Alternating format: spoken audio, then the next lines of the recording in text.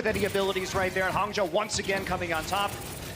Yeah. DM needs to get a good stick here. Not going to be able to D-mech anybody quite yet. Still looking for opportunities. That's a nano boosted Reaper with a Death Blossom. Here we go. He's going to try to come in. Die gets two. Got be falling as well. And Shanghai Dragons, they waited till the last second, but they may just have done it here. Looks like they will. Hangzhou Spark couldn't hold long enough, and Shanghai Dragons are still alive in this series. They'll pick up their first map win. Still need to get two. I'll just leave with this message. The game isn't perfect. Overwatch is not perfect. The game has its flaws. GOATs can be frustrating for players to play. There's no denying that. The game is not perfect. But as a community, we need to do better also. If you see the games I'm dealing with, the games everyone's dealing with, the game isn't perfect, but the player base and the way players handle things certainly isn't helping. And obviously there's no, perfect balance of everything, but as a community, they could be doing so much better with what there is. But Blizzard could be doing better too. I'm not trying to abstain Blizzard from any blame or anything. Blizzard they could do more than they're doing, but and it's not that. I think people just like to think everything's dying. The sky is falling. Everything's terrible. Like, I think people just want to make it sound like everything's dying. Out with 4 DPS, so you'll have Yuri playing Sombra, Prophet will be playing Pharah, Nuss is the solo support on Mercy, and then Bedosian, who we saw in the Grand Finals last year, play so many different heroes. Hot dang, Prophet's on the Pharah. This is about to get good. So this is that quad DPS composition with the Hammond or the Wrecking Ball as the tank here. This is going to be interesting to see. We've seen a few teams have actually played this. We know that this has been something he's done in scrims. Masato's down already. There is so much damage available for London here just to dish out, and Philly know it. They're trying to take shade. And this is why you need the Winston sometimes on defense, because you're scared of this happening. So when they come out with this quad DPS, you need Winston on defense to make an impact, and everybody's happy to see Widowmaker back. His last season, Just can't push it. I like how New York is going back to what worked in the control map, which is having Meko on the Sombra, not running a Diva at all, and then using it to gimp the tank line of Boston Uprising. He's very seriously targeting Node and Fusions, and because Fusions has been making so many of the plays, it's actually doing a great work for them because it's preventing them from hitting those big shatters. Right. Boston has seemed very reliant on that Reinhardt in this match. They found Meko. Yeah, they did pop him out of that invisibility. Here we go. They're just going to go ahead and throw that self-destruct in there. Oh, man. Nice Earth Shatter, though, from Mano coming in to try to respond to that. And respond they did. EMP combined with Earth Shatter. That was an emphatic response. The timing on that was nearly perfect there. I mean, yeah, EMP, and then there's nobody to stop that Earth Shatter from coming in. Yeah. 19th season here. They're looking to change all of that with this roster that stays mostly the same. They filled the trace. So is Envy. Gets himself a double kill here. Just clean up time. Ivy goes right off the side of the map.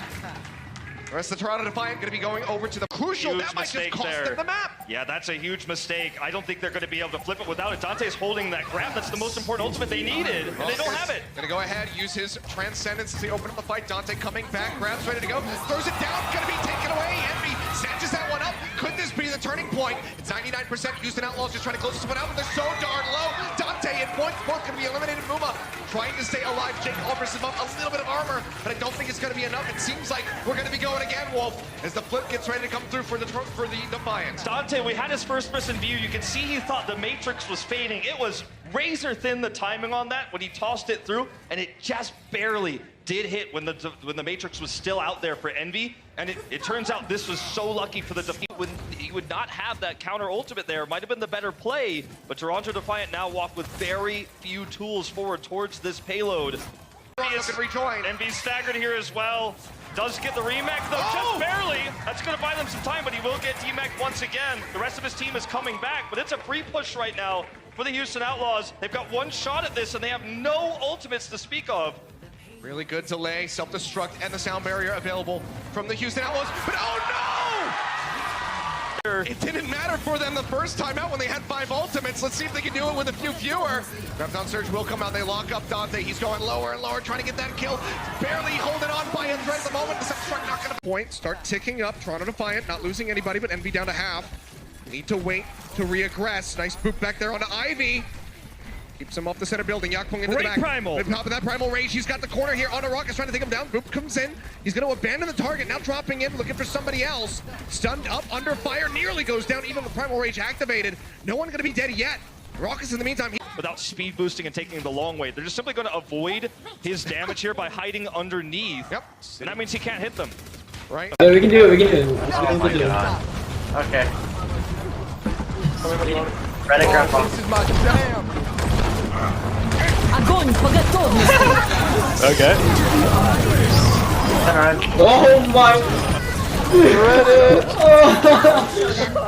Fucking damn it, you guys. Of course. Maybe we'll just show it anyway. Okay, no, we're going to watch shatter. Muma. Because Muma's really the MVP of this one. He sets it up. Oh. Hidden. They did not see him. They did not. Defiant is in serious trouble here. They've got one more shot to flip this. Ivy holding onto the pulse, already going to be knocked down dangerously low. Has to use the recall, and Roki's going to get picked from the Burbank Studios. And before we get into the action, I have a quick announcement to make. In light of today's Overwatch League Command Center broadcast issues, which are in the process of being fixed, count on it. We are extending the Command Center limited free trial through Saturday, February 16th.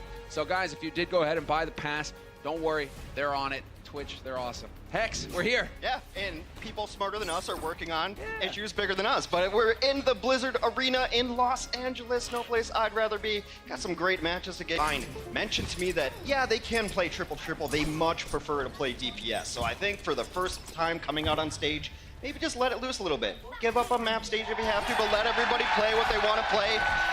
The cheer you hear is because at the far top left of your screen, Defran is picking one hero we have not seen in the Overwatch League. He's on the Torb. It's hammer time. This is it. It's happening. He's going to be looking for some nails to hammer down. Let's see if we can find him. Defran, he's got a little to get back and just continue this fight one after another. They're just trickling in.